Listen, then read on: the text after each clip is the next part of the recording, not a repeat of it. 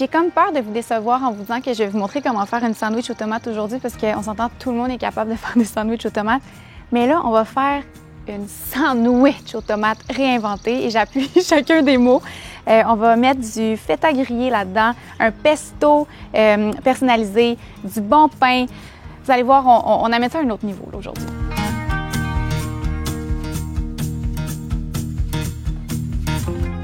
Un pesto, c'est assez simple à faire. Pour une raison que j'ignore, les gens ont tendance à beaucoup l'acheter déjà fait. Mais surtout l'été, quand notre jardin déborde d'herbes, c'est vraiment le fun de le faire personnaliser à notre goût. D'ailleurs, c'est un peu la twist du pesto que je vais vous montrer aujourd'hui parce que je vais mettre 3 herbes fraîches à l'intérieur. Donc, je peux commencer par ça. Évidemment, je vais avec le classique basilic. Donc, je vais mettre quelques feuilles de basilic. Je vais mettre de la menthe aussi. Ça va être un pesto très frais et estival.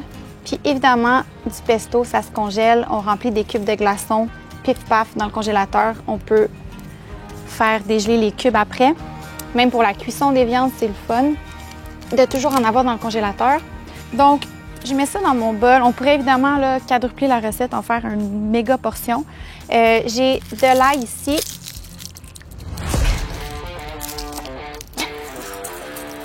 J'ai d'autres qualités. Ah! Je suis pas forte, mais je suis intelligente. Je suis créative.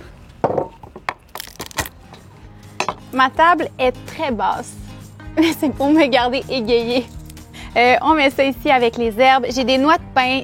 Si vous n'aimez pas les noix de pain, c'est aussi une alternative qui est chère, là. Donc, si vous voulez une autre option, moi, j'utilise souvent des noix de Grenoble, mais honnêtement, des amandes. Alors, je mets ça ici. On va assaisonner généreusement. Ici, j'ai un mélange de sel, poivre.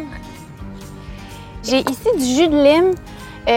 Les gens ont tendance à mettre du citron dans leur pesto. Je vais mettre du zeste et du jus dans le mien.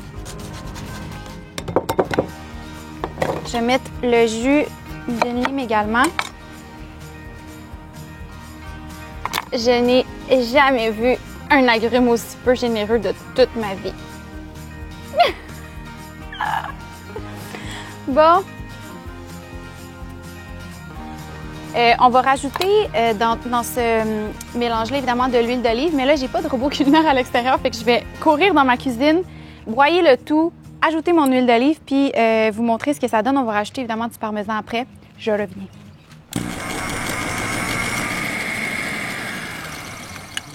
Donc, ça, c'est la texture qu'on va obtenir. Ça sent tellement bon, là. C'est comme une explosion de saveur du pesto, c'est pas compliqué, on peut en mettre partout. Donc, je vais rajouter du parmesan frais dans mon pesto. Je vais le faire ici, comme j'ai un petit bol, puis j'ai déjà assez fait de gaffe dans les 5 dernières minutes. Comme ça.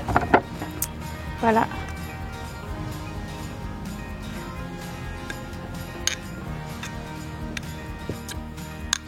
Donc, pour le feta, c'est simple. On achète un bloc de feta, on va le trancher comme ça et on va le badigeonner d'huile d'olive. N'assaisonnez pas votre feta. C'est très salé. C'est tout. Je voulais donner cette astuce. Regarde, je suis là pour donner des conseils après tout.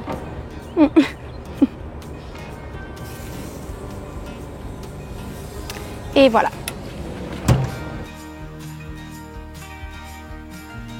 Tout ce qui va rester à faire, c'est de préparer les tomates. Moi, j'aime ça, les tomates pleines de couleurs, les tomates ancestrales. On peut faire des... Oh, avec un couteau qui coupe à peine. C'est vraiment... On peut faire des grosses tranches épaisses. Bon, je vais prendre ça.